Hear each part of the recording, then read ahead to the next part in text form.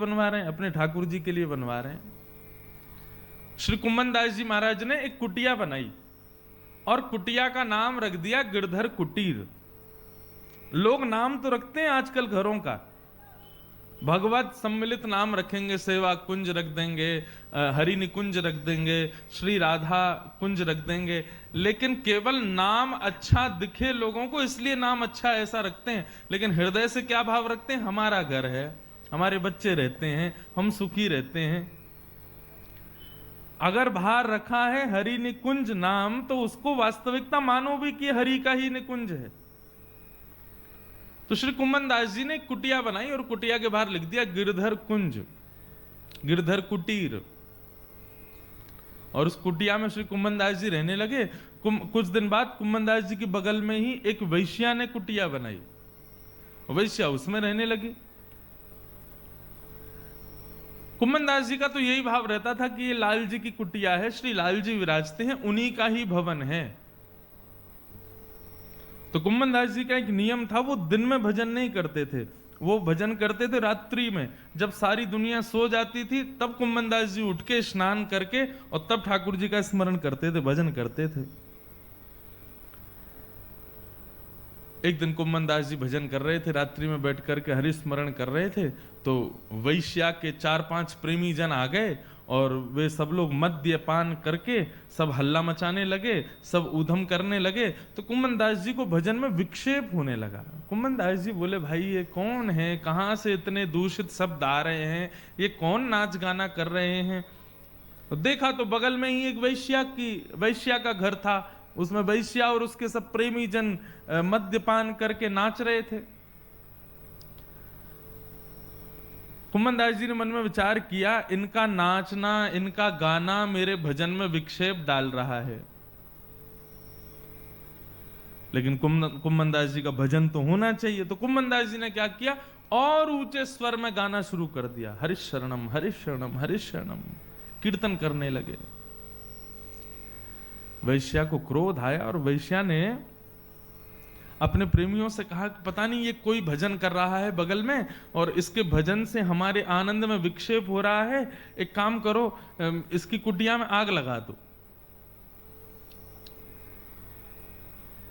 अब मद्यपान करने के बाद में अपना होश तो रहता नहीं है, आदमी जोश में कुछ भी करता है। सारे प्रेमी जन गए और जाकर के उसकी कुटिया में आग लगा दी श्री कुम्मन दास जी की। तो कुम्मन दास जी ने जैसी लपट देखी अपनी कुटिया में, अपने ठाकुर जी को हृदय से लगाया, बाहर भागे, अपने ठाकुर जी से कहने लगे, लाल जी ये मेरा घर होता तो जल जाता, मुझे कोई आपत्ति नहीं, लेकिन ये कुटिया तो आपकी थी, इन दुष्ट लोगों ने आपकी कुटिया जला दी है, नाथ अब दूसरी कुटिया बनानी पड़ेगी। अब अपने कुम्मन दास जी को इतना दुखी, हताश, निराश देख करके ठाकुर जी को क्रोध आ गया। ठाकुर जी ने भी पवन देव को आज्ञा की, बोले कि इन्होंने कुम्मन दास की कुटिया जलाई है, आप भी ऐसे बहो कि कुम्मन दास की कुटिया में उठने वाली लपटें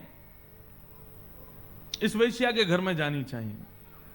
पवन देव ऐसे बहने लगे कि महाराज आग लगी तो कुम्मन दास जी की कुटिया में थी, लेकिन उसकी लपटें जा रही थी वैश्या के घर में। 2-3 चिंगारी उसके घर में पहुंची, देखते देखते तो उसके घर में भी आग लग गई। वैश्या निकल करके बाहर आई और आकर के कुम्मन दास जी पर चढ़ गई, बोले कि तुम्हारी हिम्मत कैसे हुई मेरी कुटिया में आग लगाने की? कुम्मन दास जी बोले, मैंने नहीं लगाई आग। तो बोले, तू किसने लगाई? पहले तू बता, मेरी कुटिया में आग किसने लगाई? वैश्या बोली, मैंने नहीं लगाई, मेरे प्रेमियों ने लगाई।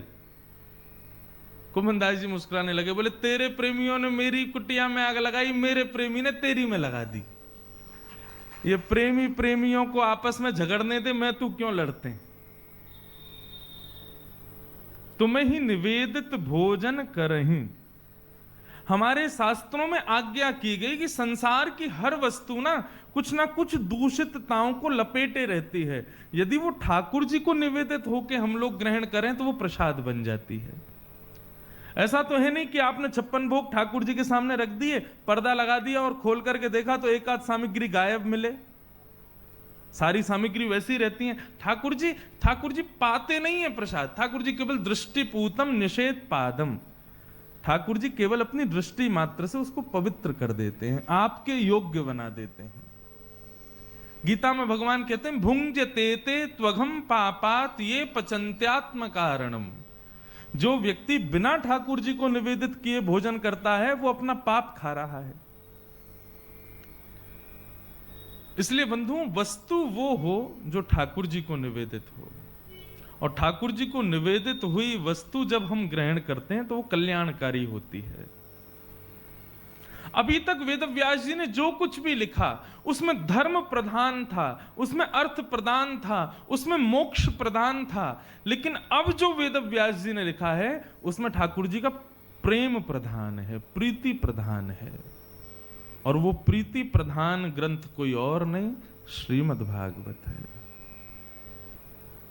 इसलिए भागवत की कथा सबको सुख देती है, चाहे रिक्शे चलाने वाला आ जाए, चाहे करोड़ों रुपए का टर्नओवर